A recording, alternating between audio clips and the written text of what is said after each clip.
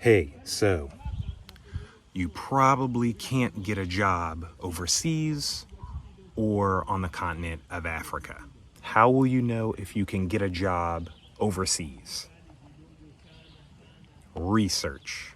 So if you're a longtime subscriber, you know that's essentially what we talk about the most here on this channel. Culture shock and research. Reading books, watching videos, working with consultants, agents, whatever, what have you, about moving abroad.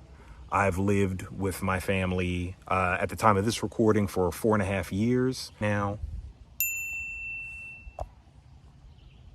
So it's low tide right now. I'm just chilling under this tree after a morning walk. And I was thinking about that because of some comments and maybe some conversation with my family recently, just about people interested in moving abroad, which is great. That's awesome if you want to do that. About people interested in moving to an African country. That's great if you want to do that. People wanting to work abroad. Awesome. Some people are playing guessing games. They're not sure if you can work in an African country. They're also not sure if continental Africans like us. Spoiler alert. Many of them do.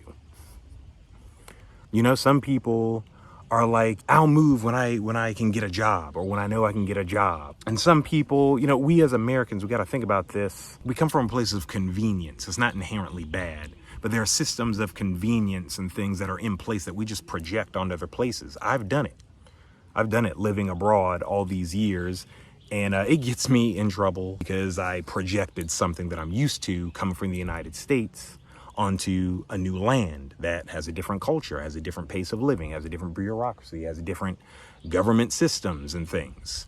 Write some things down, like have a notebook or your notes app on your phone and write down the things that matter the most to you about moving abroad, whether you want to go to Africa or Europe or Central America, it doesn't matter.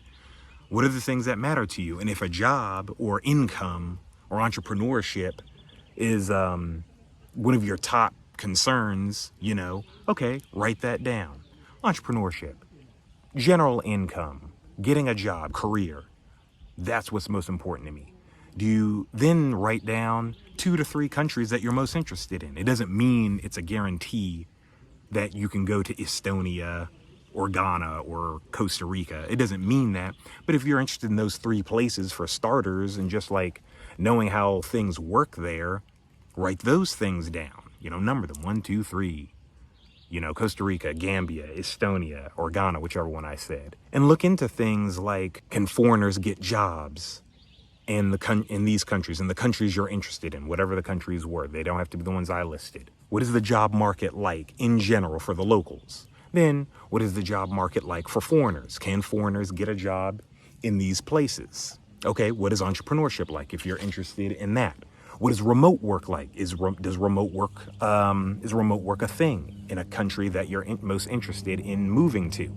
Because remote work is still a relatively new thing. I know after the Rona, it's really been growing. There's been more and more remote work opportunities, digital nomad visas and things like that abroad. So look into things like that. Write those things down. Those are some of those important things that you're going to want to know. Change your hesitancy, anxiety, and not knowing where to start into a thorough move abroad plan. Whether you've traveled the world or just got your passport, Members Only is for you. For less than 2 cups of Starbucks coffee a month, you get the cultural competence, budget, the plan, and the must-have tools to make it happen.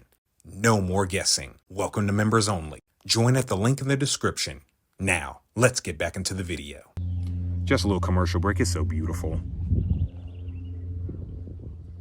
When you're looking into jobs, you got to find out, and you will find out if you do your due diligence. Do you have to be a temporary resident? Do you have to be a permanent resident? Do you have to be a full-blown citizen of your country of interest to work there? Those are some questions you should write down to see how that affects your income over there. Do they have, what type of residency visas do they have? What happens when you become a citizen over there? A lot of people talk about wanting citizenship. There's ain't nothing wrong with that. It's all good. But you want to do your due diligence, because when you become a citizen, Yes, you get certain rights and privileges, absolutely, that are above residency, but that also comes with other obligations. What are the obligations that come with citizenship? What are the obligations that come with residency? In my experience, 9 times out of 10, the obligations are a lot lighter than if you have citizenship somewhere. Residency is also easier to get than citizenship. But you got to look into that and write those things down in your journal. If you want to move to Ghana, what are the residency plans like? What are the citizenship plans like? Start there. Yeah, because again, income, working, and things like that, 9 times out of 10, they're connected to residency or citizenship. So just ask those questions and write those things down and come with an open mind. Do your due diligence. Come with an open mind. Don't project the convenience and bureaucracy and government stipulations of the West, of the United States, if you're American. Don't project that somewhere else, because that gets people in trouble. That causes a headache. You're just so used to certain levels of convenience, certain pathways, certain rights of certain ways of how to live. You think everybody lives that way. Everybody doesn't. And so it's just better to know, because you haven't boarded the plane yet to go somewhere, at least permanently. Board the plane to scout. We highly encourage that. We happen to have not scouted. I don't recommend that. I say you do that. Go visit a place for like 2 weeks minimum or something like that. Okay, go visit, go check out places like, the school system, police, hospital, real estate, whatever things are most important to you. Go check out those things to see how it will affect your quality of life. Check out YouTube videos like this. That's perfectly fine. Go to the library, get ebooks. If there are special events, like, how they do paint and sip. Sometimes people do, like on Eventbrite, they do like travel abroad, international living, expat mixers or something like that in your community, and just rub elbows with people and talk to people. On Fiverr and online, they have travel agents, they have travel agencies, and things like that, where you can talk to people about how to plan and do things, but do something with the answers that you get. Take action. Plan a scouting trip to find out, so you can eliminate a country. It's okay if a place you're interested in, you're like, you spend a month there and you're like, yeah, that wasn't it. Maybe it was just maybe it was a little mid. Everywhere you go might not be a slam dunk. That's okay. Nothing wrong with eliminating a place off of your list as well. Just makes room to find a place that's better suited for you. Look into the taxes as well, because as an American citizen, unless you renounce, we've talked about renouncing citizenship here and there. I'm still an American citizen. I still pay taxes. As an American citizen, no matter, you could move to the moon, you could move to Mars. They're like, you still got to pay taxes. Okay. What is that? Double taxation. I think I got that right. Look into that. Those are things to consider when it comes to, can you get a job? Because if you keep your American citizenship, there are chances, and you need to confirm this, there are chances that you will be, if you make income in this new country, you will have to pay taxes there, likely, and you will have to still pay taxes as an American citizen. I've been seeing online people talking about some of the mistakes they made when they moved anywhere abroad out of the United States. One mistake a lot of people I see talking about is they led with emotion. So be careful with that. Emotions are important, but facts and data are important too, okay? Because government is a real thing, no matter where you're at. And governments can do what they want to do, I used to believe, take Africa, for example, that all the countries should welcome us and we should have special class visa this and no visas, no whatever. And that's all well and good. And we probably shouldn't. But right now, as of the recording of this video, that is not the case. They don't care about your feelings as a Black American or maybe you're Black British or something. They don't care about that. They have their governmental priorities, whatever African country you're talking about, whatever Caribbean country you're talking about. Every government can do what they want to do. They don't care about your feelings. But that's okay, because you can get facts and data to help position you to be operating in how things really work, so that you can see, is Ghana, is Seychelles, is South Africa, is Zanzibar, wherever, or if it's not Africa, Puerto Rico, Bolivia, I don't know, Ireland. Find out what it is that is real. Go to their government websites. Make sure they have a website. Make sure it ain't janky. And then trust but verify the listings you see about how you can make income there, residency, citizenship, healthcare, etc. Get the facts and data on what is possible, because that's possible. We all got smartphones. We all got AI and Google and Bing and all this stuff. Do your due diligence. Wade through it, even if it's a little tough. There's a little metaphor for you. I don't know if you can see them. Those guys in the cow cart there. You might have to wade through some stuff to get the answers that you seek. It might take a while. Some people, they're like, oh, I'm going to retire. I'm going to move abroad in 5 years. That's fine.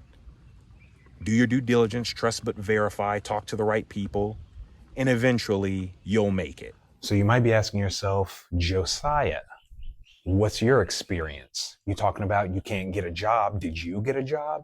No, I wasn't able to get a job or anything like that when I came out here to East Africa back in 2021.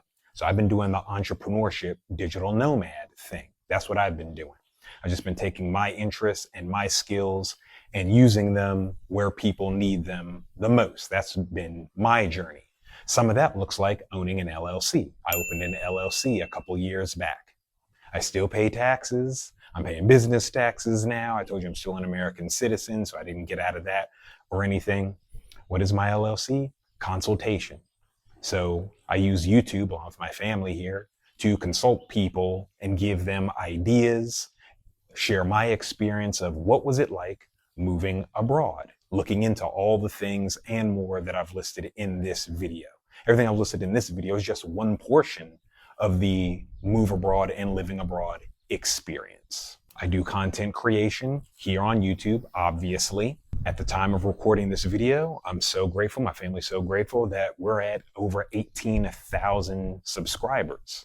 That's been 3+ years in the making. Some YouTube accounts don't make it even a fraction of this far, but we stuck with it. So we make content, travel, expat tip, international living tip videos, both on the public channel.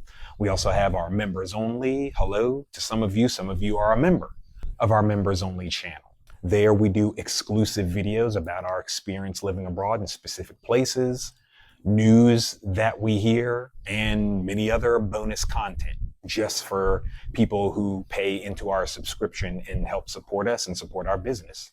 And we thank you so much. And so yeah, content creation comes out of owning the LLC. And that's a pathway for some of you guys, maybe owning an LLC, doing online work, essentially.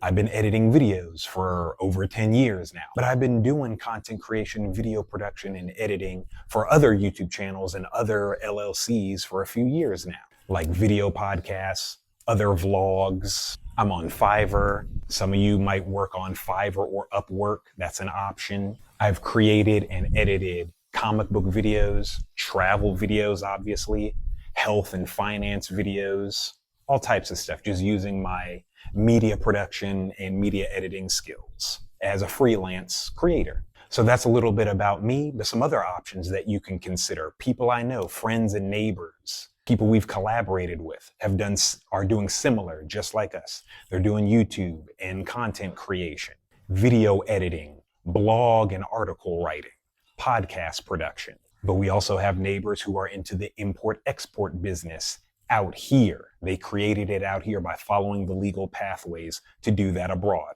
A physical brick and mortar like import-export is possible. You just have to do your research. The same can be said for restaurants. So we have some neighbors who have owned restaurants as well by following the correct pathways within the government to be able to build a restaurant and service people delicious food, beverages, host events, so on and so forth. So that's a little bit about me. That's some of the people that I know, and that's some of what I'm doing and some of what might be available for you to do as you're doing your research about moving abroad. Where do you want to go? What avenues can you take? So you just want to get immersed in the art and the science of researching how to move abroad. So if you made it to the end of this video, thanks so much. I hope you learned something. Leave a comment letting us know what you thought of the video, and we'll see you on the next one.